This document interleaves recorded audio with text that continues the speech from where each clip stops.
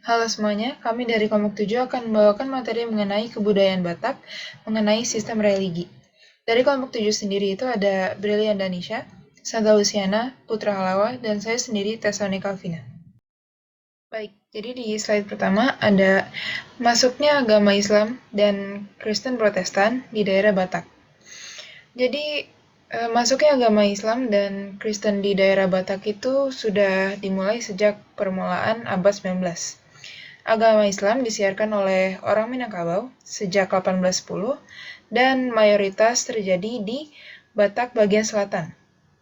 Sedangkan agama Kristen oleh organisasi penyiar agama dari Jerman sejak 1863 dan mayoritas terjadi di bagian Batak Utara.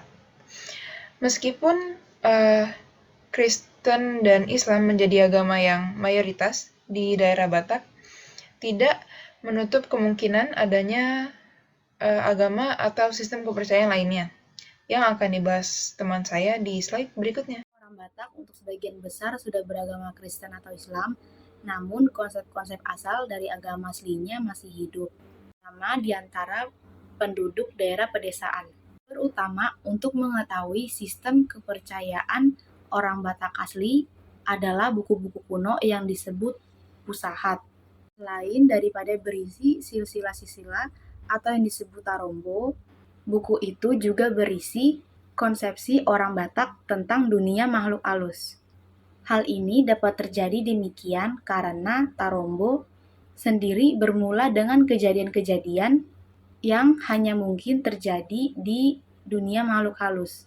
Seperti misalnya penciptaan manusia yang pertama yang leluhurnya bersangkut paut dengan burung. Ya, kembali lagi dengan saya. Jadi, mengenai konsepsi Sang Pencipta, orang Batak memiliki konsepsi bahwa alam semesta diciptakan oleh Debata Mulajiri Nabolon yang tinggal di langit dan merupakan Maha Pencipta. Dan dunia tengah dikuasai oleh Silawan Nabolon dan dunia makhluk halus dikuasai oleh Pane Nabolon. Baik, selanjutnya saya akan membahas tentang konsepsi jiwa, roh, dan juga dunia akhirat yang dimiliki oleh suku Batak. Yang pertama ialah tondi. Tondi berarti jiwa atau roh orang itu sendiri yang merupakan kekuatan yang mana dimiliki oleh seseorang semenjak mereka masih dalam rahim ibunya. Dan yang kedua ialah sahala. Jadi sahala ini adalah jiwa kekuatan yang dimiliki oleh seseorang, tapi kali ini kualitas dan skalanya yang dimiliki oleh tiap orang itu berbeda.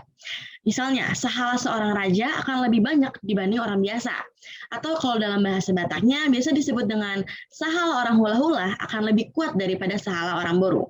Tapi nggak hanya itu, sahala juga dapat berkurang dan menentukan kehidupan seseorang. Nah, yang terakhir, yang ketiga, ialah begu. Jadi begu di sini ialah tondinya orang meninggal, atau jiwa yang dimiliki oleh orang yang sudah meninggal. Jadi begu ini jiwa yang mana berperilaku seperti manusia biasa, tetapi kebalikannya dengan manusia. Misalnya, apa yang dilakukan oleh manusia di siang hari, itu dilakukan oleh begu di malam hari, seperti itu.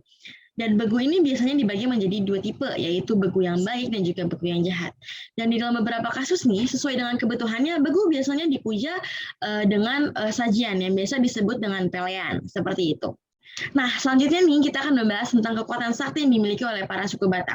Sesuai dengan kepercayaannya, para suku Batak dapat memiliki kekuatan sakti yang mana didapatinya melalui jimat atau tongkat wasiat yang memiliki sebutan sebagai tunggal panaluan.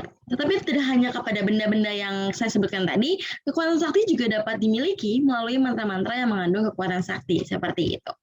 Baik, sekian presentasi dari kelompok kami. Mohon maaf bila ada salah kata atau pengertian dalam pembahasan mengenai sistem religi suku Batak yang baru saja kami bahas. Kami ucapkan terima kasih banyak atas waktu dan kesempatannya.